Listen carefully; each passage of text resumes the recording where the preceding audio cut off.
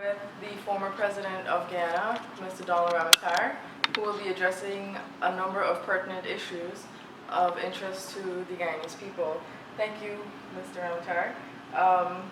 One of the issues that has been of real importance is the whole idea of representation. We have had a number of incidents that call to question the PP's role in terms of representing the 200 plus voters that supported you. Well, the party has always, from the very inception, been representing people at all levels: farmers, workers, intellectuals, the various strata of society, making representation for the people at every level, and we continue to do that.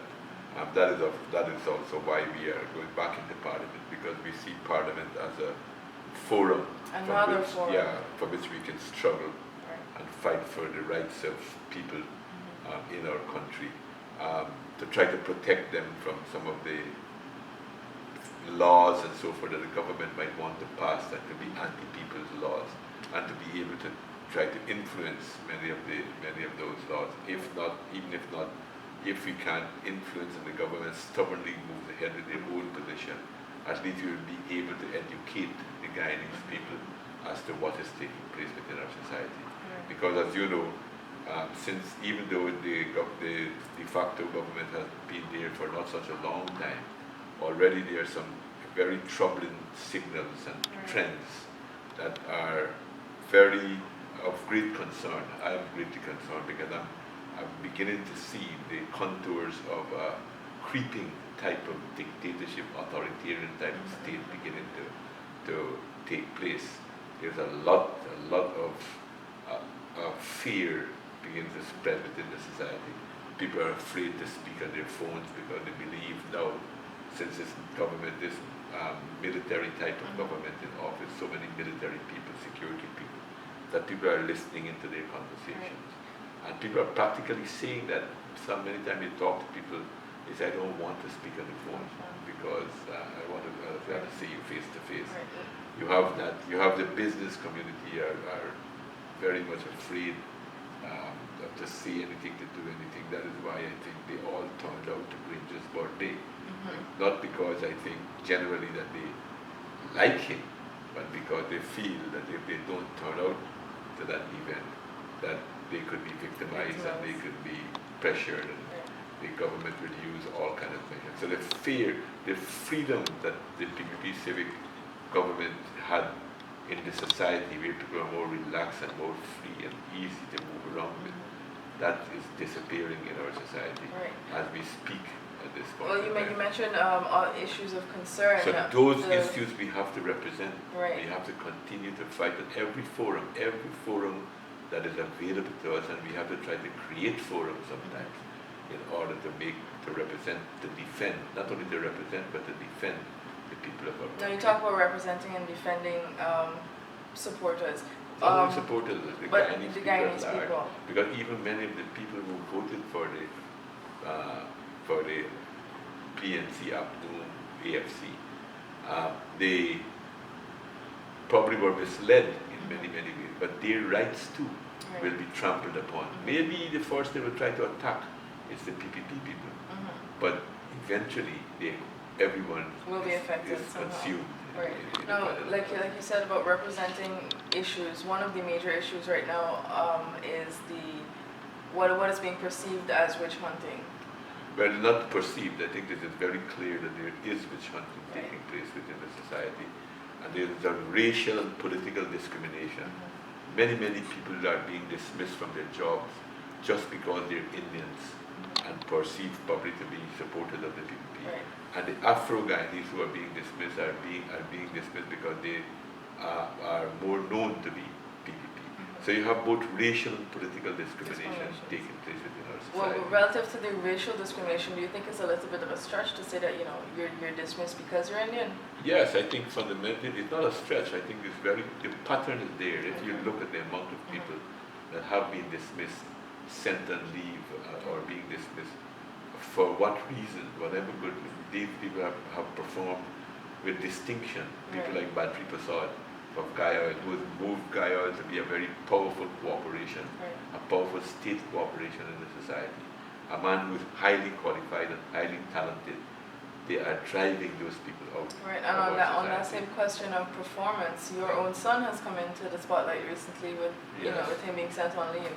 Yes, and not only that, I think also he's doubly victimized. Mm. Victimized because of political and racial discrimination on his part, and more so because being my son, he's being attacked. And they're carrying a very nasty line, which is totally untrue, to say that the e-governance project did not come in, is 2 years behind schedule. That is totally not true. The e-governance project, which my son was employed to head before I became president, long before I became president, has been completed on time and on budget. Right. Completed on time and on budget. This is one of the projects that has been done in a very good way. Now it is the question of implementation, and it is for the government to implement.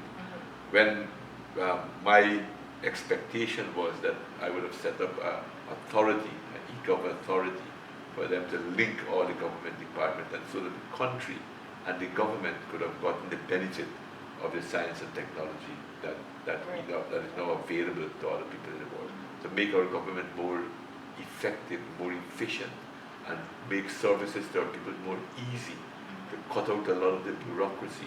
That was this project, and so the project was completed, and it's totally wrong for what they're saying. But there's a lot of other people. The head, for instance, you have big flooding right now in our coastal areas. But one of the most experienced and capable persons, Lionel Wordsworth, has also been sent on leave. Another man who has shown his worth in delivering like the Hope Canal project that he was in charge of, that is now saving Mahaika-Maikoni from the flood. Had it not been for that, things could have been worse on the East Coast, and in Mahaika and Maikoni in particular.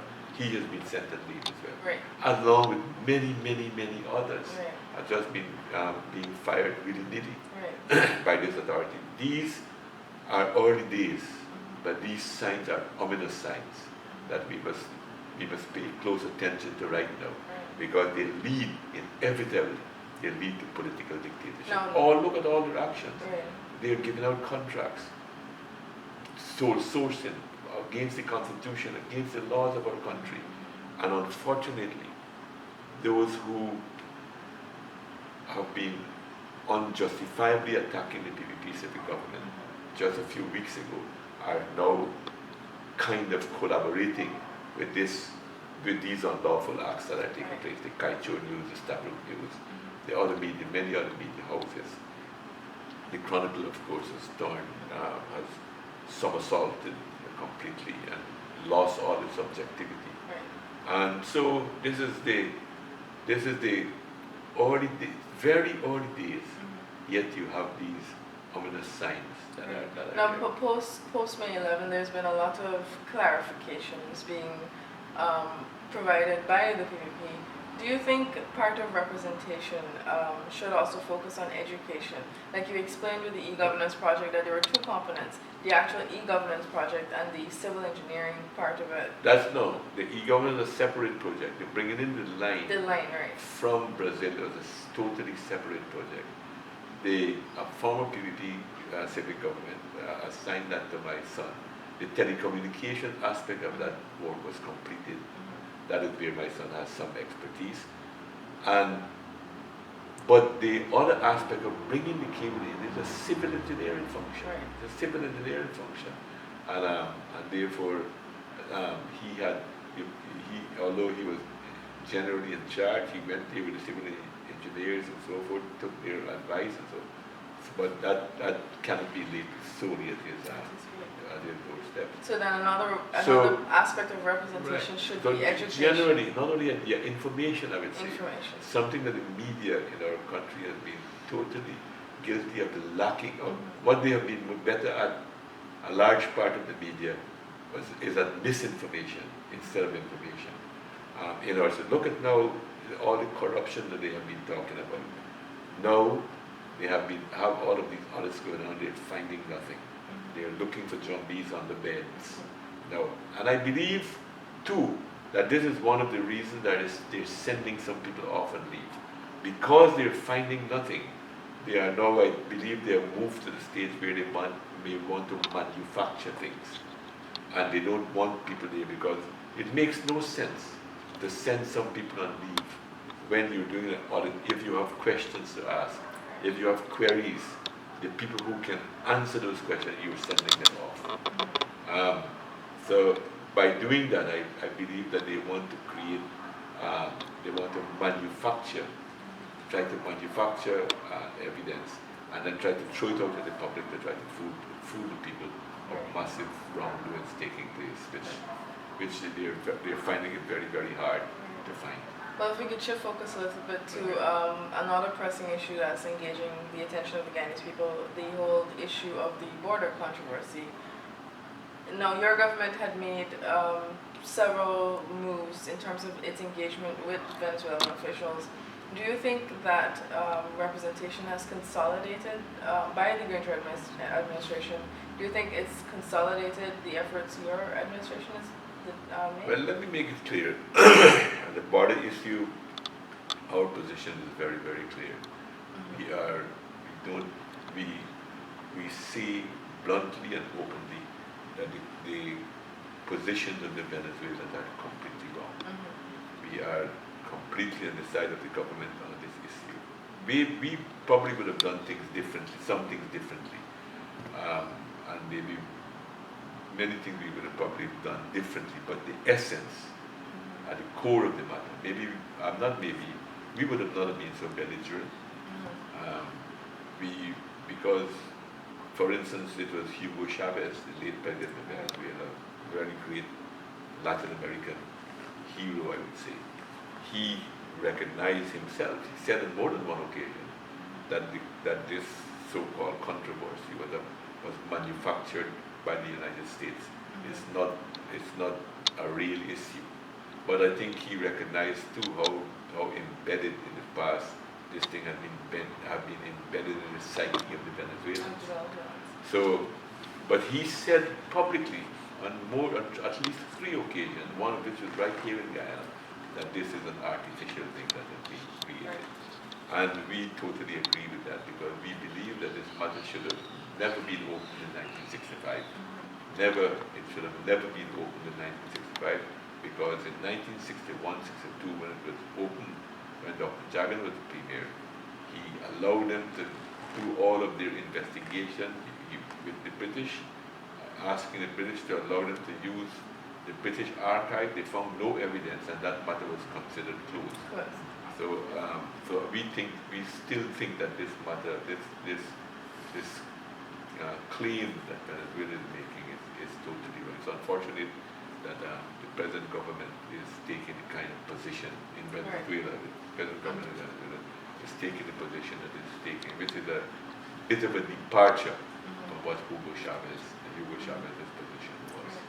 Do you think that we have been able to match the moves by Venezuela? Because take for instance, since renewing its claim to the Essequibo County, they've set up commissions to address. They've made several moves actively pursuing reclamation. That is, I mean, as I said, we got to go to the basis of that.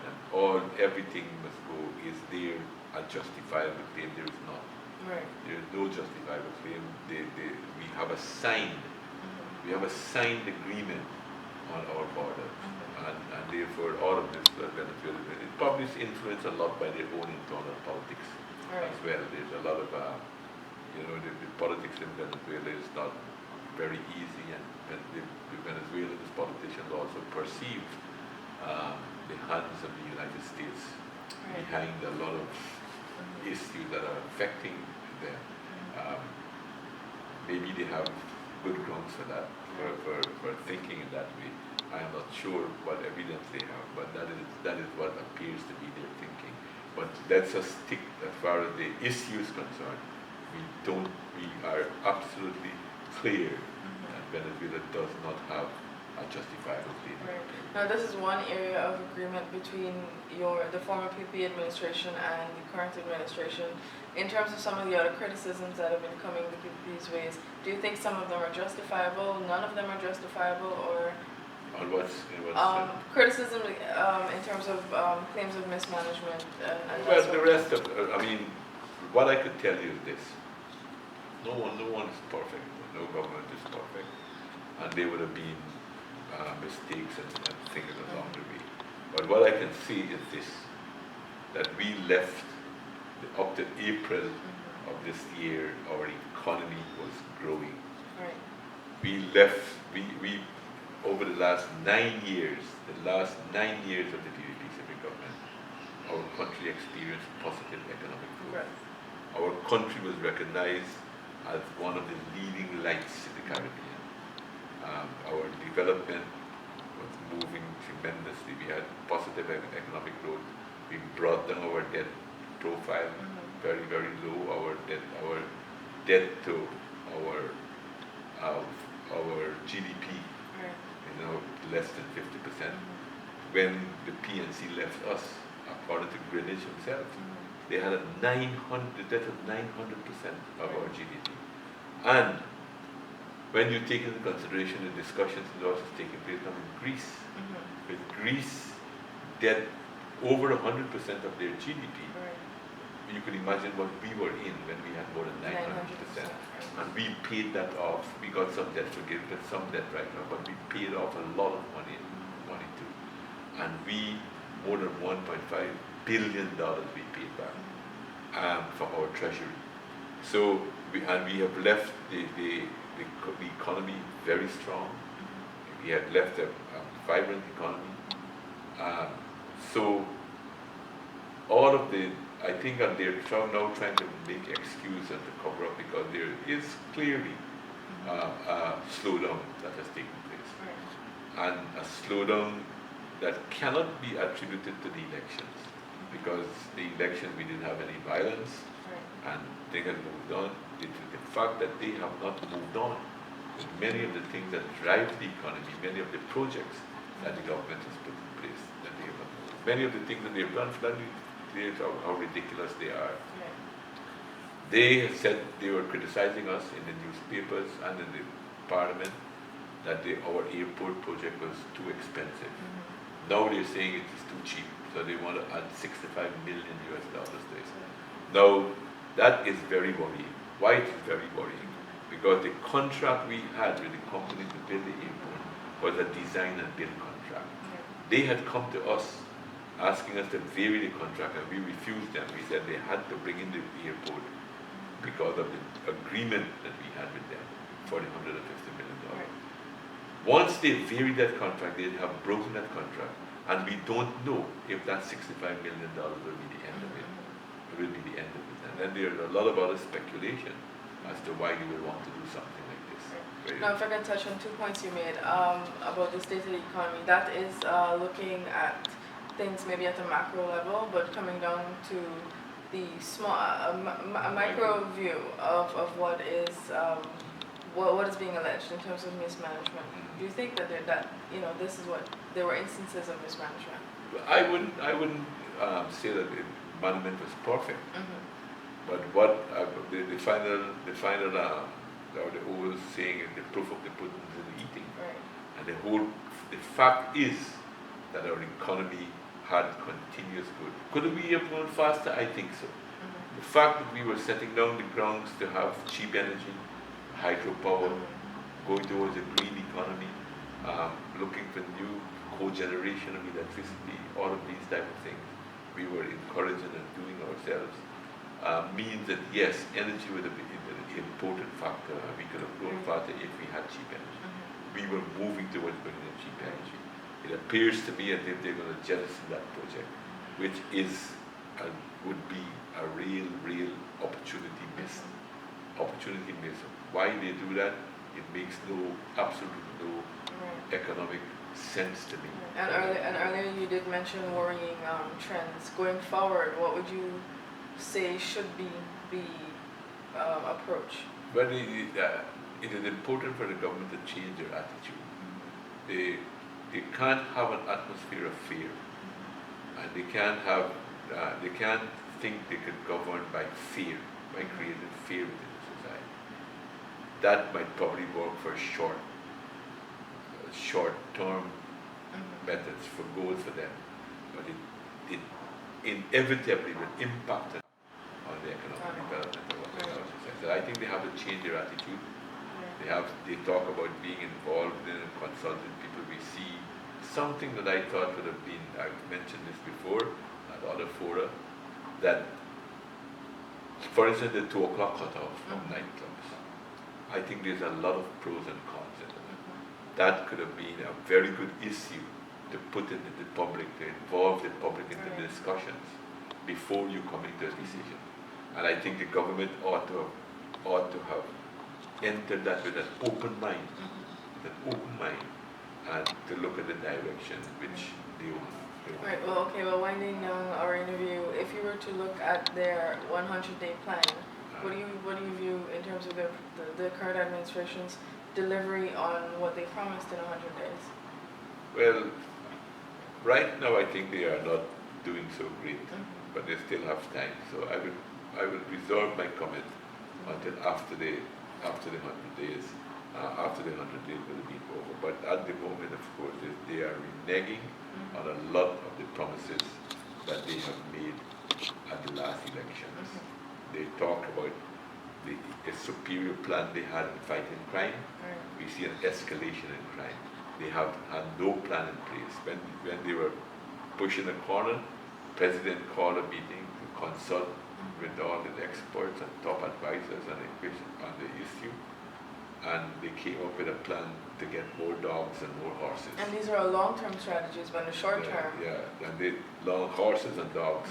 That is how they hope to fight the crime. While at the same time they have denuded the community policing groups by making them immobile, taking away their vehicles from them, and not involving the community in fighting crime. I believe it's a very, very short-sighted position that they've taken. Now, the PPP has been vocal. It has been representing, like you said, at different fora, issues that are affecting the Guyanese people. We still have to hear about a date being set for the elections petition.